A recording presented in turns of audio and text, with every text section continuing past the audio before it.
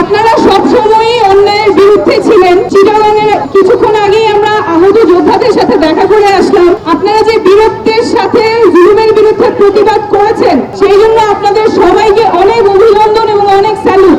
আপনাদের জন্যই আমরা রাজনীতিতে দেশের জন্য একটা নতুন স্বপ্ন দেখতে পাচ্ছি, যে আমাদের দেশ নাগরিকের হবে। আমাদের দেশ শুধুমাত্র যারা ক্ষমতায় আছে অল্প কিছু মানুষের জন্য কাজ করবে না, আমাদের দেশ সবার হবে।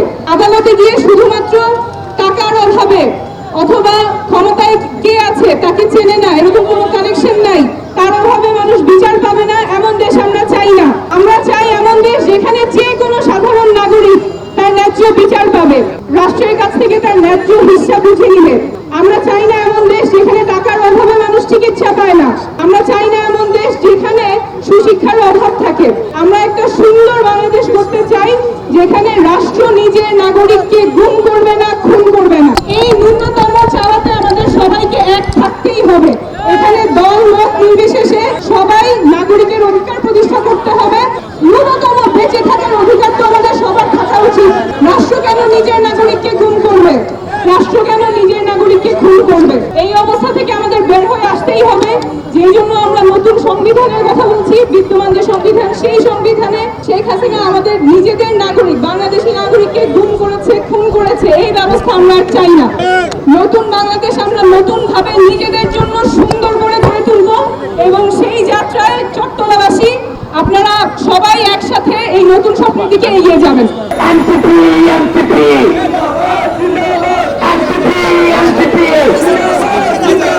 এই চকবাজারে হচ্ছে আমাদের স্বপ্ন, আমরা এখানে নিয়ে আসি। এখানে যে বাচ্চাদের মেয়েদের পিছনে যেটা ব্যাগ আছে, এই ব্যাগটা হচ্ছে একটি স্বপ্নের ব্যাগ। এখানে চট্টগ্রামের বিভিন্ন জায়গা থেকে এই যে প্রতিষ্ঠানে এইখানে বাচ্চারা, স্কুল কলেজ পড়ুয়া বাচ্চারা এই স্বপ্নের ব্যাগটা নিয়ে আসে এখানে, এবং কারো কারো এই স্বপ্নটা পূরণ হয়। এই স্বপ্নটা কি? এটা দেশ গড়ার। এই স্বপ্নটা হচ্ছে একটা দুর্নীতিমুক্ত বাংলাদেশ করার। আমি আমার বাচ্চাদেরকে শিখাতাম কিভাবে নিজের বাবার কামাইকে প্রথম প্রশ্ন করতে হয়। নিজের পিতার, আপনি আপনার ঘর থেকে শুরু করতে হবে দুর্নীতি বিরোধী অভিযান। আপনার বাপ সরকারি চাকরি করে 40,000 টাকা বেতন পায়, কিন্তু আপনার ফ্ল্যাট করা যায় 25,000 টাকা, আপনাকে আইফোন কিনে দেয় 10 লাখ টাকা। তার মানে আপনি যদি আপনার বাবার ইনকামকে প্রশ্ন করতে না পারেন, তাহলে আপনার যথাযথ শিক্ষা এখনো পর্যন্ত হচ্ছে না। আমাদের দুর্নীতি বিরোধী অভিযান শুরু হবে আমার পরিবার থেকে। আমার দুর্নীতি বিরোধী অভিযান, আমার প্রথমে প্রশ্ন করতে হবে আমার বাবার ইনকাম স্বচ্ছতা। আমার বাবার ইনকামের স্বচ্ছতা যদি আমার প্রশ্ন করার সব সাহস থাকে, তাহলে আমি রাষ্ট্র ক্ষমতায় যারা আছে তাদেরকে আমরা প্রশ্ন করার সব সাহস আমরা অর্জন করতে পারবো। এখানে প্রিয় শিক্ষার্থীরা যারা যারা আছো, তোমরা চট্টগ্রামের বিভিন্ন অঞ্চল থেকে এখানে পড়াশোনা করতে আসো। আমরা তোমাদেরকে শুধুমাত্র একটা কথাই বলবো, স্বপ্নটাকে অনেক বড় করতে হবে, অনেক বড়, এবং ক্ষমতাকে প্রশ্ন করা শিখতে হবে। ক্ষমতাকে যদি প্রশ্ন করতে না পারে শিক্ষা অর্জন করা যায়, দিন শেষে মাস গেলে একটা বেতনভুক্ত কর্মচারী ছাড়া, জব বন্ধ করে একটা বেতনভুক্ত কর্মচারী ছাড়া জীবনে আর কিছুই হওয়া সম্ভব না। প্রিয় শিক্ষার্থীরা, তোমরা চেষ্টা করবে যতটা সম্ভব আমাদের আশেপাশের যে মানুষগুলো আছে তাদের সম্পর্কে আমরা নিজেদের মধ্যে আমরা জানা হচ্ছে দুর্নীতি, সামাজিক যে সমস্যাগুলি রয়েছে, এই সমস্যাগুলি নিজেদের মধ্যে নিয়ে আমাদের কথা বলার চেষ্টা করা উচিত। বিতর্ক, রিসার্চ পেপার, নিজেদের মধ্যে ডিসকাশন, এই বিষয়গুলো আমাদের মধ্যে অব্যাহত রাখতে হবে। সর্বশেষ এই জায়গাটা আন্দোলনের সময় কিছু করা গিয়েছিল, আন্দোলনের সময় যে হাত ছিল এই চকবাজার। আপনাদের কাছে অনুরোধ থাকবে, আমরা আমাদের এই দেশটাকে আর কখনোই কোন ফেসিবাদের হাতে আর তুলে দিতে পারবো না। আমরা চাই না আমাদের কোন ভাই বোন আবার রাস্তায় নামুক এবং তাকে গুলি করে হত্যা করা হোক। আমরা চাই আমাদের দেশের রাজনীতিতে যুক্ত হবে তাসনিম জারার মতো যারা হচ্ছে শিক্ষিত, যারা হচ্ছে মার্জিত, যাদের ভবিষ্যৎ বাংলাদেশ করার কমিটমেন্ট রয়েছে।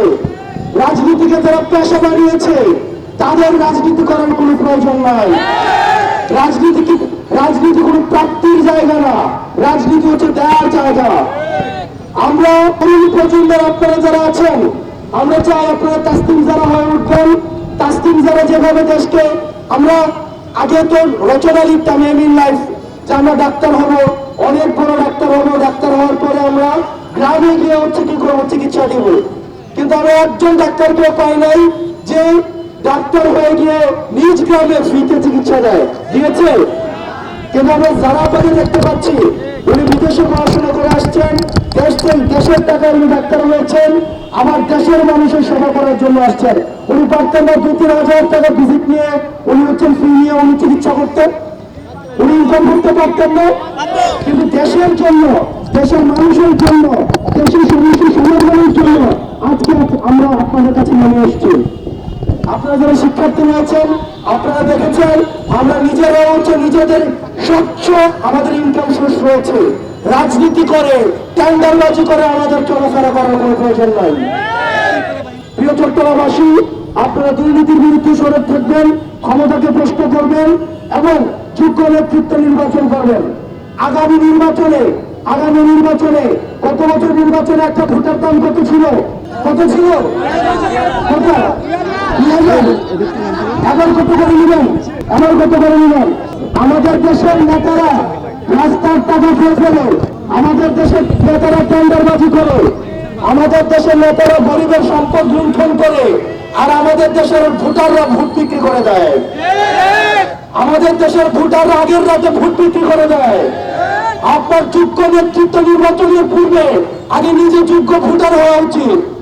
আমরা কি 1000 টাকা দিয়ে আর ভোটটা বিক্রি করবো? আমরা কি টাকার বিনিময়ে ভোটটা বিক্রি করবো?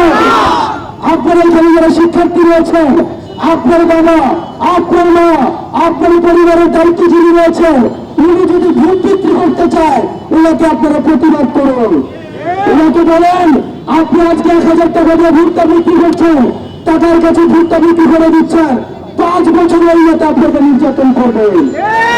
সেজন্য একজন যোগ্য নেতৃত্ব খোঁজার থেকে একজন যোগ্য ভোটার হওয়া আমাদের প্রথম প্রয়োজন।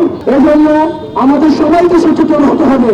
আমরা যদি নিজেরা সচেতন হই, নিজেরা যদি ঘুষ না দেই, নিজেরা যদি দুর্নীতি না করি, তাহলে আমার নেতা কখনো দুর্নীতিবাজ হতে পারবে না। আর আগের নেতা যদি আমি ভোট বিক্রি করে দেই, তাহলে 5 বছর আমার নেতা আমাকে হচ্ছে খুন করবে, নির্যাতন করবে, আমি নিজ থেকে একটা কথা বলতে পারবো না। সেজন্য আমাদের নিজেদেরকে আগে সৎ হতে হবে এবং আগামী নির্বাচনে যারা যোগ্য নেতৃত্ব তাদেরকে আপনারা ভোট দিবেন। যদি দেখেন এনসিপি থেকে কোনো যোগ্য নেতৃত্ব নাই, আপনাদের ভোট দেওয়ার প্রয়োজন নাই, মার্কা থেকে ভোট দেওয়ার প্রয়োজন নাই।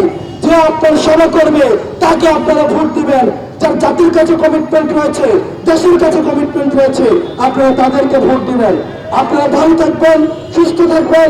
আপনাদের সাথে লড়াইয়ের সংগ্রামে আবার দেখা হবে। ইনকিলাব জিন্দাবাদ।